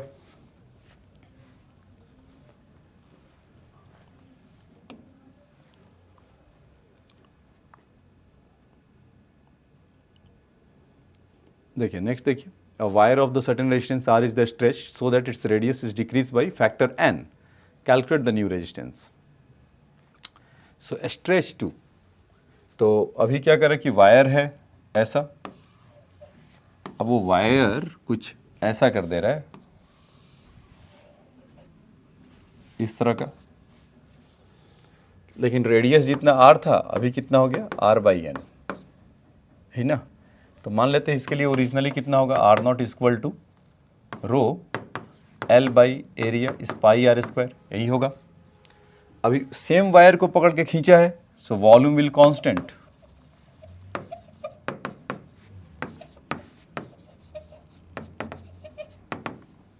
तो यहाँ से हम ऐसा बोल सकते हैं कि वॉल्यूम विल कांस्टेंट होगा, तो एरिया की जगह पे या लेंथ L लेंथ लेते हैं इंटू पाई R स्क्वायर, और यहाँ से L dash into pi R square by N square. तो पाई R स्क्वायर चले गए, तो L डैश का वैल्यू कितना आ गया बच्चों? यहाँ से एन स्क्वायर टाइम्स L, मतलब उसको एन स्क्वायर से खींचा है, तो यानी कि रेजिस्टेंस कितने से बढ़ेगा? इसके स्क्वायर से, तो n raise to the power 4। यहाँ पे देख लीजिए, बहुत देर के बाद ब्लैक आया, तो R इक्वल टू, तो LO से काम चला लेते हैं, वो ज़्यादा दिखाई पड़ेगा। R not equal to rho L by A, R dash equal to rho N square into L, और area pi R by N का होल स्क्वायर। तो यहाँ से आप देखेंगे rho L by pi R square और एन स्क्वायर इधर से आया, तो n raise to the power 4, तो R डैश। तो हम यहाँ से ऐसा बोल सकते हैं क्या कि R डैश का वैल्यू कितना हो जाएगा? n raise to the power 4 times of into R not, ऐसा। तो ये आप समझ लीजिएगा या कर लीजिएगा कि मतलब resistance will be increase by the n raise to the power 4 times when the, उसको n से अगर रिड्यूस अगर करते हैं तो, ठीक, ऐसा था। Calculate the new resistance. So new resistance will be the n times the 4 times of the original.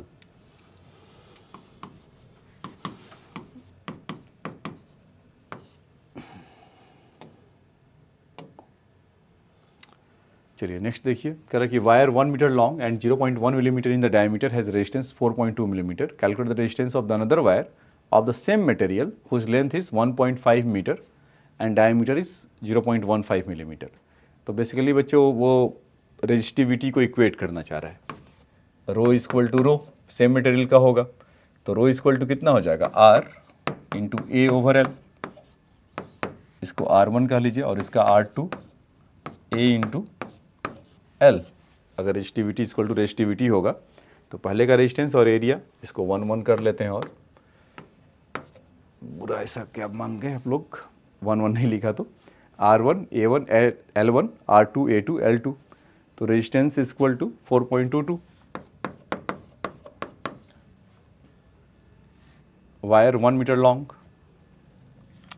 तो 1 metre long, radius pi into this much 0.13, दोनों मिलीमीटर में ही है, मिलीमीटर में ही है, तो हमें कुछ चेंज करने की ज़रूरत नहीं है। 0.13 का स्क्वायर कर लेते हैं, और R2 कैलकुलेट करना है, ओके ठीक है। R2 area rho L by A, तो एरिया ऊपर आना चाहिए था ना, देखो अभी गड़बड़ हो जाता है।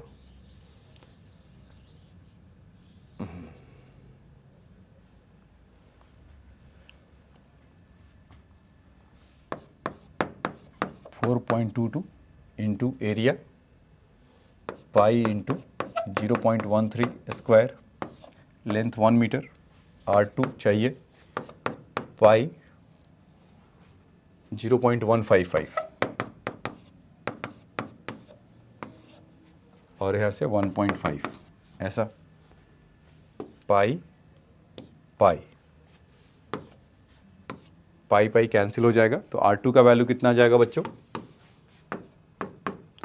4.22 0.13 अपॉन 0.155 का स्क्वायर, और 1.5 भी मल्टीप्लाई होंगे 1.5 ऐसा, तो अगर 4 रहता 1.5 रहता तो 6 तो हो जाता आराम से, लेकिन 0.22 और है, तो 0.2 तो आएगा ही, और उसमें से 1 1 और जोड़ दीजिए, तो 6.33 के आसपास ऐसा कुछ मिलेगा। और जहाँ तक इसका सवाल रहा, तो फ्रैक्शन में नहीं रहेगा, मतलब थोड़ा ज़्यादा रहेगा, सॉरी 1.33 अपॉन 1.50, तो 1 नहीं फ्रैक्शन में ही आएगा बच्चों। 130 क्या हो गया, मैं उल्टा सोच रहा था क्या, कि यहाँ से 130 अपॉन 150 करेंगे तो कुछ नियरली डॉट 8 टाइम्स तो जाएगा, तो 0.64 ऐसा कर लीजिए, तो ये रिड्यूस हो जाएगा, और मतलब जितना भी ये आएगा वैल्यू उतना आप उसको मान लीजिए, ठीक है। तो इसको ऐसा लिख सकते हैं।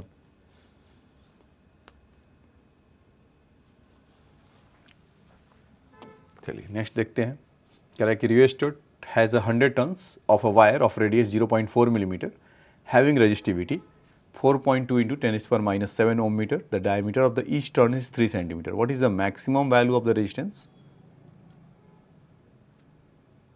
that can be introduced? तो ठीक है, इसमें क्या बोला कि 100 टर्न्स है ऑफ वायर रेडियस, तो बेसिकली क्या है कि रेजिस्टेंस R इक्वल टू जो लिखेंगे, तो रो L बाई A, तो रो हो गया जितना भी होगा, एरिया की जगह पे पाई R स्क्वायर आप लिख सकते हैं, तो 0.04 का स्क्वायर करेंगे तो 16 इंटू 10⁻⁻6 ऐसा पाई R स्क्वायर होगा। लेंथ कितना होगा, 100 टर्न्स है, तो एक टर्न्स में कितना होगा 2 पाई R, यही ना, लेंथ नहीं दिया हुआ है, और ईच टर्न इज 3 सेंटीमीटर। अच्छा, तो हाँ, तो diameter of the each turn is the 3/2, so 100 into, मतलब वायर टोटल कितना होगा, एक चक्कर में 2 पाई R, तो 100 टाइम्स में इतना होगा 2 पाई R, डायमीटर 3 सेंटीमीटर है, तो यानी कि पाई D भी लिख सकते हैं उसके जगह पे, तो 3 इंटू 10⁻⁻2, सॉरी, ये समझ में आया ना, 2R का रेडीमेड वैल्यू लिख दिया, यहाँ से 2 पाई R, तो 2R को एक साथ लिखकर इधर भेज दिया, तो हमारा रेजिस्टेंस आ जाएगा क्या, तो बस उसके बाद तो गेटिंग पुटिंग है, तो पाई से पाई हाई बाय करके निकल जाएगा, और ये कितना हो गया, 100 को खा गया, तो 10⁻6, और रेजिस्टिविटी वेट कर रहा है क्या, 4.2 इंटू 10⁻⁻7, और यहाँ से अगर लिखेंगे तो 1.6 इंटू 10⁻⁻6, तो यहाँ से 1.6 और 10⁻⁻6 और एक -7 आ जाएगा, तो इसको तो आउट ही मान लीजिए, 3 खाली यहाँ पर बचेगा, तो ये मिलकर आएगा। तो इसको अगर आप करेंगे तो 3 को तो 3 रख लीजिए, 2 पॉइंट, क्योंकि 16 2 32 डॉट 100, 16 6 96 और 442, बाकी का 5 वगैरह से काम चला लीजिए ऐसा। तो ये कितना हो जाएगा, 5 3 15, 75, 6 3 18, 7 पॉइंट इतना ओम आएगा, 7.875। तो समझ में आया, सिंपल क्वेश्चन था, खाली वो सोचना था कि वो उसमें बढ़ा कैसे, मतलब कि वो वायर को ऐसा दे दिया और ऐसा ऐसा ऐसा ऐसा ऐसा, तो लेंथ एक चक्कर में कितना होगा 2 पाई आर, तो 100 चक्कर में कितना होगा, उस वायर का लेंथ इतना होगा। तो समझ में आया क्या, आया तो लिख लीजिए। देखिए, given that the resistivity of the copper is 1.68 into 10⁻⁸ ohm meter, calculate the amount of copper required to draw a wire 10 km long having a resistance 110 ohm and density of the copper is 8.9 into 10⁻³ kg per meter cube.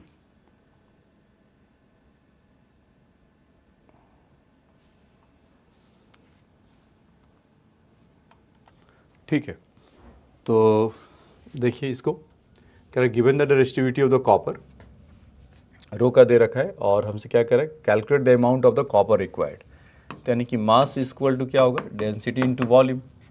तो density कितना दे रखा है 8.9 into 10⁻³, तो volume की जगह पर area into length, ऐसा लिख सकते हैं क्या, लेंथ तो 10 किलोमीटर है, 8.9 into 10⁻³ area, length 10 kilometre means 10⁻³। तो एरिया अगर लिखना अगर है तो कहाँ से लें, तो ये हेल्प करेगा, 10 ओम गिवन है ना, तो R इक्वल टू क्या होता है बच्चों, रो L बाई ए, तो A इक्वल टू कितना हो जाएगा, रो 10, रेजिस्टिविटी 1.68, अच्छा ये चाहिए,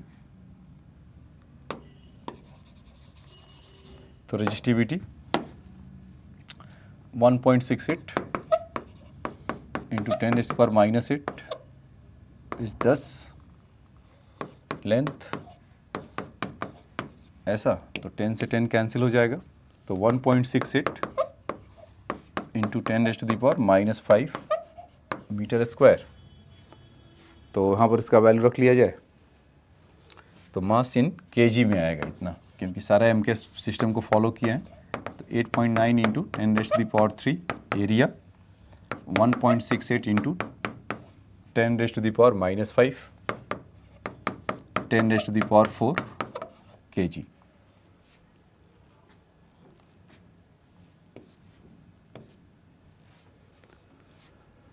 तो 10⁻², तो 168 इंटू 89, 8.9, तो ऑलमोस्ट 9 ही मान लेते क्या, तो 9 अगर करेंगे तो 9 2 72, 7 16 9 144, 144 और 7 151, तो 151, तो 0.1 को अगर देखेंगे तो 16.8 हटा लीजिए, लेते हैं 17 किलो, और तो कुछ मतलब 1495 के आसपास, या 1400, हाँ 95 ऐसा मान लेते हैं, कुछ ऐसा आएगा केजी। ये बात समझ में आया क्या,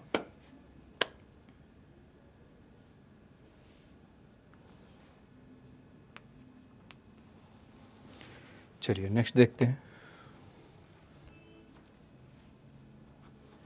Free electrons of the copper wire of the cross section area is 10⁻⁻6 meter square acquire a drift velocity 10⁻⁻4 meter per second when certain potential difference is applied across the wire.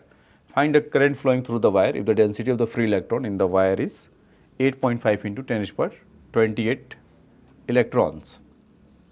तो देखिए इसमें find a current, तो I equal to क्या चाहिए होता है, NEA VD। तो सब कुछ हमें यहाँ पर गिवन है क्या, ड्रिफ्ट वेलोसिटी गिवन है 10⁻⁻⁴ मीटर पर सेकेंड। नंबर ऑफ इलेक्ट्रॉन्स मैं आपको बोला था कि 10⁻27 से लेकर 10⁻28 ऑर्डर का होता है पर मीटर क्यूब, तो वहाँ से उसको पहचान लें। और साफ साफ वो बोल भी रहा है फ्री इलेक्ट्रॉन, कंडक्टर में क्या होता है फ्री इलेक्ट्रॉन, और इंसुलेटर में क्या होते हैं बाउंड इलेक्ट्रॉन, कि जिसके चलते वो फ्लो नहीं कर पाते हैं। तो यहाँ से कितना हो जाएगा 8.5 इंटू 10⁻28, 1.6 इंटू 10⁻⁻19, एरिया 10⁻⁻6, और ड्रिफ्ट वेलोसिटी 10⁻⁻⁴। तो ये कितना हो गया 10 -29, तो वैल्यू 0.85 इंटू 1.6 ऐसा, तो 1.6 से कम ही रहेगा। तो जितना भी आएगा इतना एम्पियर, इसको आप कह सकते हैं, और नहीं तो इसको मल्टीप्लाई करना है तो करके दिखा देता हूँ। 85 इंटू 16,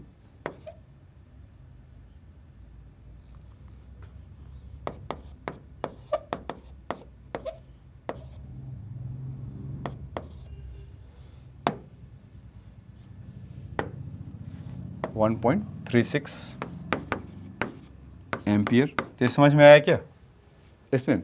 तो कभी कभी क्या होगा कि ये तो बहुत सिंपल था कि सिंपल आपको वहाँ पर वैल्यू नंबर ऑफ इलेक्ट्रॉन्स का वैल्यू दे दिया। तो एडवांस में अभी कुछ दिन पहले जो एक आया था 1-2 साल पहले एक क्वेश्चन, उसमें था कि ये आपको मोल कॉन्सेप्ट का यूज़ कराकर नंबर ऑफ इलेक्ट्रॉन्स कैलकुलेट करवाए। तो उसमें कुछ इन्फॉर्मेशन दिया रहेगा, ऐसा नहीं कि ऐसा नहीं ऐसे दे दिया कि निकालो, मतलब अकॉर्डिंगली, मतलब एन के साथ ट्विस्टिंग किए रहेंगे। देखिए estimate the average drift speed of the conduction electron of the copper wire of the cross section is 2.5 into 10⁻⁷ metre square carrying a current 2.7 ampere. Assume that density of the conductor of electron is this much. तो average drift speed, तो I equal to NEA VD। तो drift speed equal to कितना हो जाएगा I over NEA। तो I के जगह पर I 2.7 ड्रॉ कर रहा है, 2 पॉइंट एरिया तो लगेगा ही, चलो लिख दिया इसको पहले। नंबर ऑफ इलेक्ट्रॉन्स 9 इंटू 10⁻28, और इलेक्ट्रॉन 1.6 इंटू 10⁻19 ऐसा। तो 10⁻⁻26 और 10⁻28, तो 10⁻2 चला जाएगा ऊपर। So drift speed is equal to 2.7 upon 2.59 into 10⁻⁻2 ऐसा। तो यहाँ से देखेंगे तो 9 3 या 0.3, सो 3 इंटू 10⁻⁻³ मीटर पर सेकेंड अपॉन 2.5। तो इसमें कितना हो गया 1 डॉट लगाया 0.552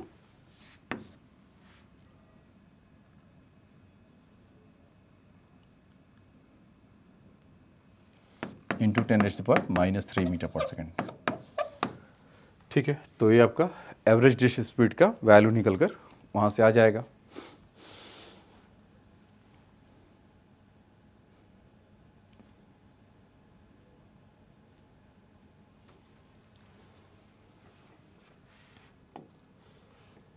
चलिए नेक्स्ट देखते हैं कि current of 1.8 ampere flow through the wire of the cross sectional area 0.5 millimetre square. Find the current density in the wire, find the current density in the wire. ठीक है, I/A इस तरह का कुछ चाहिए। If the number of density of the conduction electron of the wire is 8.8 into this, find the drift speed of the electron. तो देखिए I equal to या I/A equal to current density. तो current density equal to कितना हो जाएगा 1.8 upon 0.5 millimetre square.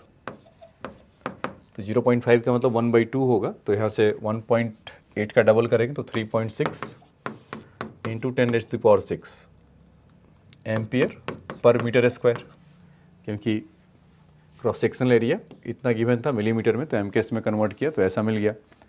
अभी फिर क्या पूछ रहा है कि if the number of density, तो आई इक्वल टू क्या लिख सकते हैं, N E A V D. तो यहाँ से जे इक्वल टू क्या हो सकता है, एन ई वी डी, क्योंकि आई बाई ए, तो आई बाई ए का रेडीमेड वैल्यू निकाल कर लेकर आ गए हैं। एन का वैल्यू कितना गिवन है, तो करेंट डेंसिटी इक्वल टू रख लें। एन का वैल्यू कितना है, 8.8 इंटू 10⁻28। इलेक्ट्रॉन का मैग्नीट्यूड 1.6 इंटू 10⁻⁻19, और इसमें ड्रिफ्ट स्पीड ऐसा। तो ड्रिफ्ट स्पीड के जब वैल्यू रखेंगे तो 3.6 इंटू 10⁻6, 8.8 इंटू 1.6, और यहाँ से 10⁻9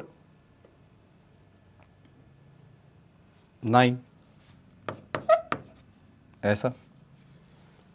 तो 1.6 यहाँ से ऐसा गया, 1.6 इंटू 2,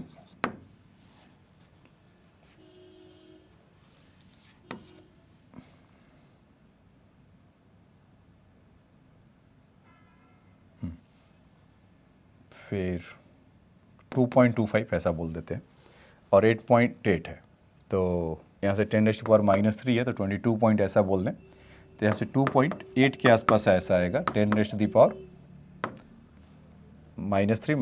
ऐसा कर लेते हैं मीटर पर सेकंड। तो ये 2.8 इंटू 10⁻⁴ मीटर पर सेकंड इसके आसपास निकल कर आएगा। तो उसमें राउंड ऑफ करना था, राउंड ऑफ कर लिया फटाफट, ठीक है।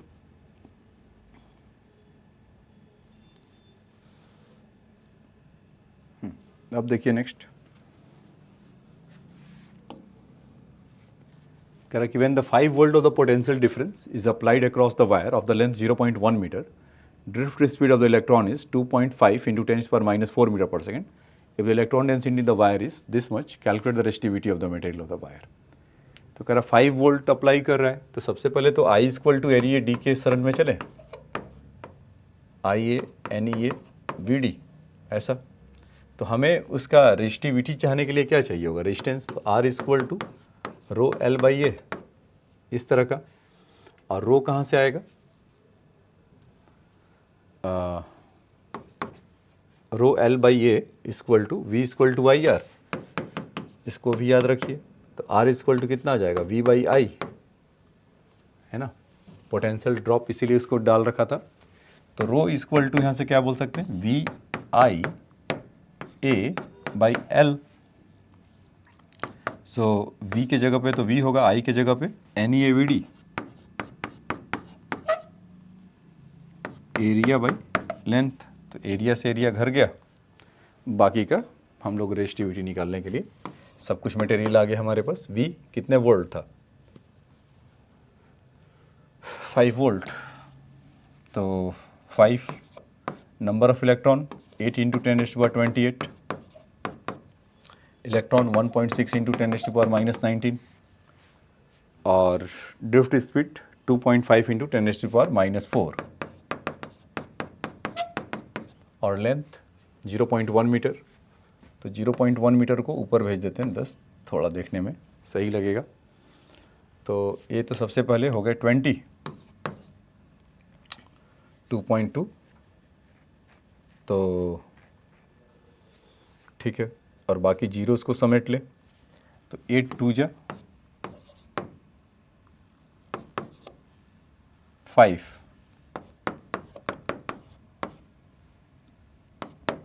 1.6, तो कितना आ जाएगा, 23 10⁻⁻5 ऐसा। तो रेजिस्टिविटी आपका 2.5 अपॉन 1.6, तो इसको तो करना आसान है, ओम मीटर ध्यान रखेंगे उसका। तो 1 तो रहेगा इसमें, 9, फिर उसके बाद 16 5 जा, फिर 106, इतना काफ़ी है ओम मीटर ऐसा उसका आएगा रेजिस्टिविटी। तो समझ में आया बच्चों, इसमें क्या था कि I equal to N E A V D, और दूसरा आपका R equal to rho L by A और ओम्स लॉ, इन सबों को मिक्सचर करके बना दिया। तो आपको क्या करना है कि एग्जाम में भी अगर ऐसा क्वेश्चन आएगा, इतना ही सिंपल होता है ये सब डेटा देखकर घबराना नहीं है कि इतना या इतना, कामली आप वो लिखिए। तो कामनेस और कूलनेस कब आएगा? जब आप पहले से प्रैक्टिस किए हुए रहेंगे, मतलब 8 बार 10 बार 5 बार उसको लिखिएंगे, तब तो आप घबराएंगे नहीं। वहाँ पर तो अगर नहीं किए होंगे तो घबराना उसमें लाजमी है। वहाँ पर जाएंगे और कह रहे इतना सारा डेटा है, दिमाग खराब हो रहा है, छोड़ो हटाओ दूसरा क्वेश्चन देखते हैं। तो अपने दिमाग को ट्रेंड करिए, कहिए कि नहीं ये हो जाएगा, बन जाएगा। तो उसके लिए आपको क्या करेंगे, पहले से प्रैक्टिस करके देखेंगे, तो जैसे ही आप दिखाई पड़ेगा तो समझ जाएंगे कि इसमें कुछ नहीं, खाली कैलकुलेशन है, और आसानी से आपका निकल कर आ जाएगा। ठीक है, ठीक है। तो ये तो इसका हो गया। नेक्स्ट देखते हैं। Correct. The resistance of the coil used to be the platinum resistance of the thermometer at 0 degree centigrade is 3 ohm, at 100 degree centigrade is 3.75. If the resistance at unknown temperature is measured as 3.15, calculate the unknown temperature. तो पहले देखिए क्या कर रहा है कि R equal to, ये तो फॉर्मूला होता है R0 1 प्लस अल्फा टी, क्योंकि जब 0 डिग्री सेंटीग्रेड पर है तो T इसको डायरेक्ट ले लेंगे। हमें पूछ रहा है कि दूसरे में कि एक मतलब कि 3.15 है रेजिस्टेंस उसका, 0 डिग्री पर अगर ले लेते हैं तो 3.3 ही है वहाँ पर, और 1 प्लस अल्फा टी। तो ये टी टेम्परेचर चाहिए, अल्फा का वैल्यू नहीं दिया है, दूसरा वाला दिया हुआ है। तो उसी में हम 100 डिग्री सेंटीग्रेड से अल्फा का वैल्यू ला सकते हैं क्या? 100 डिग्री सेंटीग्रेड पे कितना है? 3.75, और R0 का वैल्यू कितना है? 3, 1 प्लस अल्फा इंटू 100। तो यहाँ से अगर करेंगे तो 1.25 आ जाएगा, और 1 माइनस करेंगे तो 0.25, और अल्फा का वैल्यू 10⁻⁻²। ऐसा पर डिग्री सेंटीग्रेड होता है। जो कोफिशिएंट ऑफ लीनियर एक्सपेंशन आपने देखा था ना, वही वाला। तो अल्फा का वैल्यू नहीं दिया था, अब लेकर आ जाएंगे। तो यहाँ से 3.15 की जगह पे 1.05 हो जाएगा, 1 प्लस अल्फा का वैल्यू 0.25 इंटू 10⁻⁻² इंटू टी। तो यहाँ से जब 1 माइनस करेंगे तो 0.5 हो जाएगा,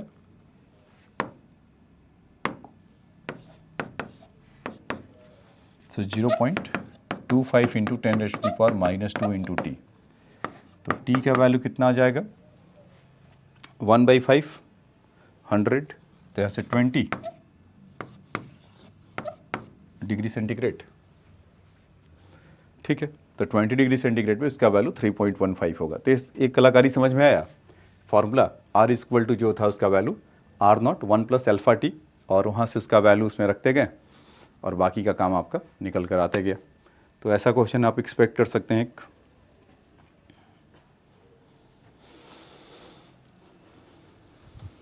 देखिए नेक्स्ट, कह रहा है temperature coefficient of resistance with of simply wire is 0.012.5 degree centigrade. अच्छा, वहाँ भी पॉइंट लगा दिया, गलत है। 0.125 degree centigrade per degree centigrade at 300 Kelvin if resistance is 1 ohm. So what the temperature of the resistance of the wire be 2 ohm. ठीक है, basically दो इक्वेशन, दो नोन की बात है। जैसे R इक्वल टू हमें ऐसा जानते हैं ना, R0 1 प्लस अल्फा टी। तो पहले मान लेते हैं कि 0 डिग्री सेंटीग्रेड पे कुछ होगा, 300 पे कुछ है, तो 300 पे 1 ओम है, कुछ नहीं इतना है, 1 ओम है, और R0 का वैल्यू होगा 1 प्लस अल्फा का वैल्यू, अल्फा ही छोड़ देते हैं, इंटू 300 माइनस 0 इतना। दूसरा कह रहा है कि वो टेम्परेचर बताना है कि जब उसका 2 ओम हो तो फिर से उसके लिए R0 लगा देंगे 1 प्लस अल्फा इंटू टी। इस तरह से इक्वेशन कितने हैं? 2। अननोन कितने हैं? 2। R0 तो वैसे भी, और अल्फा का वैल्यू हमें गिवन है। तो इक्वेशन 2 अननोन 2, अगर R0 भी पूछता ना 0 डिग्री सेंटीग्रेड पे, तब भी हम निकाल सकते थे। इन दोनों को डिवाइड करता हूँ 2/1, R0 हाई बाय करके चले गए, 1 प्लस अल्फा टी, और यहाँ से 1 प्लस 300 अल्फा, क्रॉस मल्टीप्लाई करिए तो यहाँ से 2 plus 600 alpha, 1 plus alpha T, ये 1 से इसको माइनस 1 खा जाएगा, तो यहाँ से बचेगा 1 प्लस 600 अल्फा का वैल्यू 0.00125 ऐसा पर डिग्री सेंटीग्रेड, और अल्फा का वैल्यू अगेन 0.00125 इंटू टी। सो 0.16 डबल जीरो हो जाएगा, 125 इंटू 6 तो 7.5 तो 8.5।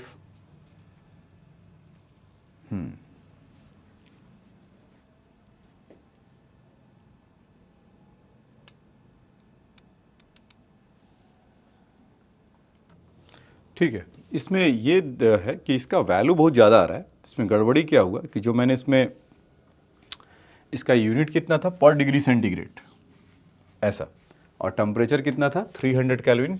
ये जरूर आईआईटी का क्वेश्चन होगा, तभी इस तरह का ट्विस्टिंग किया हुआ है। तो एट 300 केल्विन पे तो यहाँ हमें सोचना चाहिए कि पर डिग्री सेंटीग्रेड है तो यहाँ पर 300 केल्विन नहीं 27 डिग्री सेंटीग्रेड।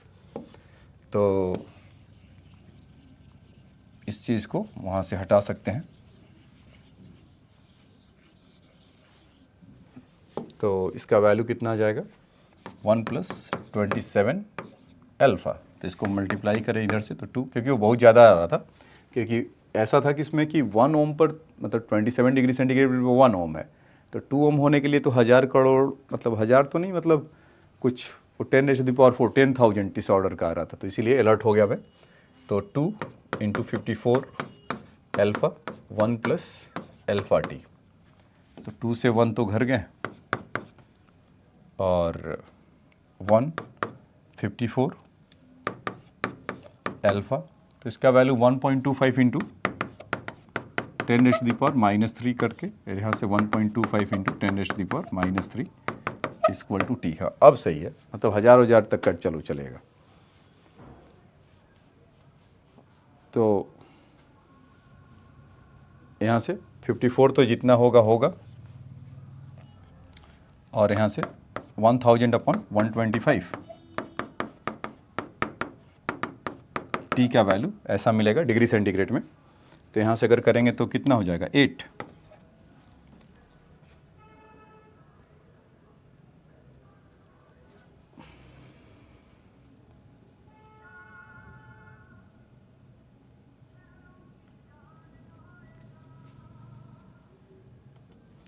ठीक है, अब इसमें डेटा इस तरह का है, वो वहाँ पर कुछ डेटा में गड़बड़ी है। तो यहाँ से 1.25 इसमें से वो पूरा उसको तब लेना पड़ेगा, यहाँ पर 800 समथिंग आएगा, क्योंकि उसको 1.25 को और 2 जीरो -5 पे लिखना पड़ेगा। तो कुछ 854 आएगा टेम्परेचर आपका।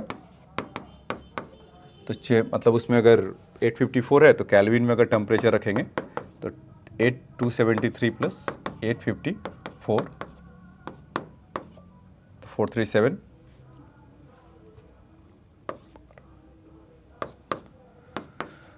सो वहाँ से आपको दिखाई पड़ेगा 1127 केल्विन। तो ये बात आपको समझ में आया होगा। चलिए अब आ जाते हैं नेक्स्ट क्वेश्चन में चलते हैं। Temperature coefficient of resistivity of the copper is this 0.004 degree per degree centigrade. Find the resistance of the 5 metre long copper wire of diameter is this at 100 degree centigrade if the resistivity of the copper at 0 degree centigrade is this. Basically हमें क्या कहने को कह रहा है कि R0 का value निकालो, कितने पे 0 डिग्री सेंटीग्रेड, मतलब जो इसका R0 का वैल्यू। बेसिकली क्या होता है कि R = R0 1 + अल्फ़ा टी। तो यहाँ पर R0 का वैल्यू मिसिंग है और 1 + अल्फ़ा का वैल्यू गिवन है 0.04। इस बार सोचता हूँ कि सही ले रहा हूँ, मतलब समझता हूँ मैं 4 × 10⁻³ इंटू टेम्परेचर 100। तो once you know that R0 as soon as possible, तो उससे वहाँ से आपका 1.4 टाइम्स R0 का वैल्यू हो जाएगा। तो R0 का वैल्यू क्या होगा, ये यहाँ से मिलेगा। R0 का वैल्यू ρL/A। तो एट 0 डिग्री सेंटीग्रेड पर उसका रेजिस्टिविटी तो बदलेगा नहीं, 1.7 × 10⁻⁸ क्योंकि मेटलिस्टिक नेचर का होता है, और उसका वायर का लेंथ 5 मीटर लॉन्ग है और डायमीटर 0.1 मिलीमीटर है। तो यहाँ से पाई 1.1 को 10⁻⁴ या 8 ऐसा कर सकते हैं, यहाँ से कैंसिल हो जाएंगे तो 8.5/पाई ये आपका R0 का वैल्यू है। तो जो R का वैल्यू निकल कर आएगा, यहाँ से ऐसा कह सकते हैं कि R का वैल्यू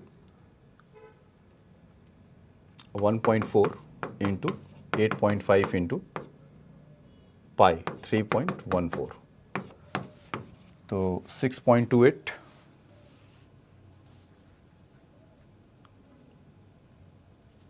ऑलमोस्ट 7 कह लीजिए।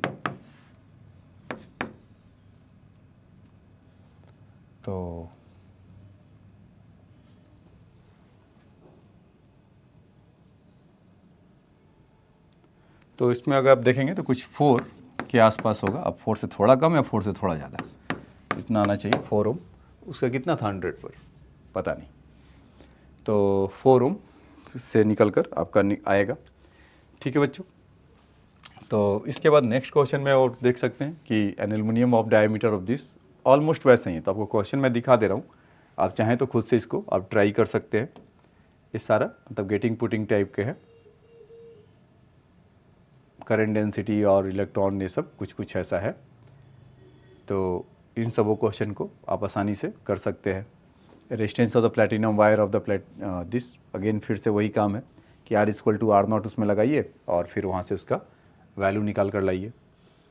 फिर यहाँ पर nichrome heating element of the connected to 220 volt supply, draw the initial current of 2.2 ampere which settle down the after the few second to the steady value of 2 ampere. Find a steady temperature of the heating element. The room temperature is 30 degree centigrade and average temperature coefficient of resistance of nichrome is that. तो आप उसको वहाँ से भी बता सकते हैं। फिर the resistance of the tungsten filament of 150 degree centigrade is 133 ohm. What will be the resistance of the 500 degree centigrade? The temperature coefficient of the resistance tungsten is this much. तो लास्ट क्वेश्चन में भी आपका वही है, यहाँ पर 150 degree centigrade पे दे रखा है और पूछ रहा है कि व्हाट विल बी द कितना होगा।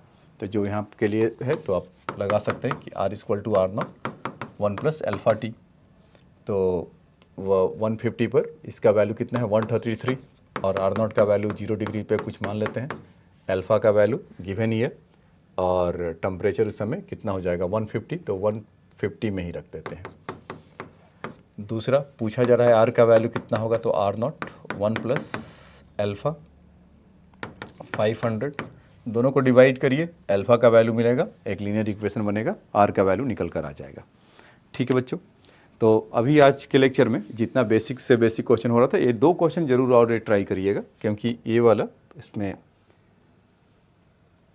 ये जो क्वेश्चन था, current of 1 ampere flowing through the copper wire of the length this and cross section area is the specific resistance of the copper, आराम से निकल जाएगा। Calculate the potential difference of the end of the wire, V = IR, वहाँ से आपको मिल जाएगा। फिर उसका determine the current density if there is the 1 free electron per atom copper. तो देखो इसी की बात कर रहा था, ऐसा ये मिला था। यहाँ पर क्या है कि एटॉमिक वेट ऐसा दे रखा है पर kg, the atomic weight of the, मतलब उसका कॉपर का डेंसिटी गिवन है और नंबर्स इतना, मतलब n नंबर है और एक एटम के लिए है। तो एवोगाड्रो नंबर से डिवाइड करेंगे तो उसमें से एटम आ जाएगा और उसमें से एटॉमिक वेट, मतलब कि वेट इन ग्राम आ जाएगा। तो उसमें नंबर, मतलब बेसिकली एवोगाड्रो नंबर से डिवाइड करेंगे तो उसका हमारा वेट इन ग्राम आ जाएगा और वेट इन ग्राम से ये आपको चीज़ यहाँ से मिल जाएगा कि डेंसिटी ऑफ द कॉपर एक के लिए इतना है। तो density = mass by volume, ultimately उसमें से मास बाई वॉल्यूम चाहिए होगा नंबर ऑफ इलेक्ट्रॉन्स निकालने के लिए। ठीक है। तो आज के लेक्चर में बच्चों इतना ही। नेक्स्ट लेक्चर में जब मिलेंगे तो करंट इलेक्ट्रिसिटी में और आगे चलेंगे, आपको वहाँ से बताया जाएगा सीरीज़ और पैरेलल और किरचॉफ्स लॉ, आगे की तरफ बढ़ेंगे। ठीक, थैंक्स फॉर योर टाइम।